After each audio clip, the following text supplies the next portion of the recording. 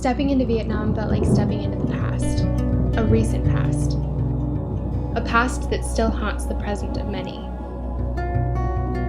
Both my daddy and my uncle were drafted for the Vietnam War. My uncle was older, so he was the first to go. He would send letters home, 2 types of letters, one to my grandparents and one to my daddy. To my grandparents, he would describe the beaches of Vietnam, anecdotes about barbecues and drinking beers with his buddies. My grandparents would spend their nights glued to the TV as the news reported body counts like the stats of a sporting event. He didn't want them to worry. To my daddy, he would say that he wasn't sure he'd make it home alive and implored him to find a way, any way, to get out of coming. His letters were full of brotherly advice he wasn't sure he'd live long enough to give to his little brother. And then my daddy's number was called. He was going to Vietnam.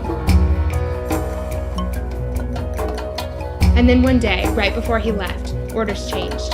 A different unit was called and my daddy was sent to the Air Force Reserve, training down in Texas every other weekend. Today I live in Vietnam. I've walked the streets, explored the jungle, and climbed through the tunnels, the places where so much blood was shed, the places where the letters were written. We've been to some of the ugliest, darkest, saddest places in the world. We've stepped on land in several countries that was once saturated with innocent blood. But this was the first time that the blood felt like it was mine. I know that there was a lot of anger surrounding the Vietnam War. But today it doesn't matter. Today I don't care who was right, who was wrong, why we went, or who suffered most. All I know is that I'm going to love just a little bit harder today.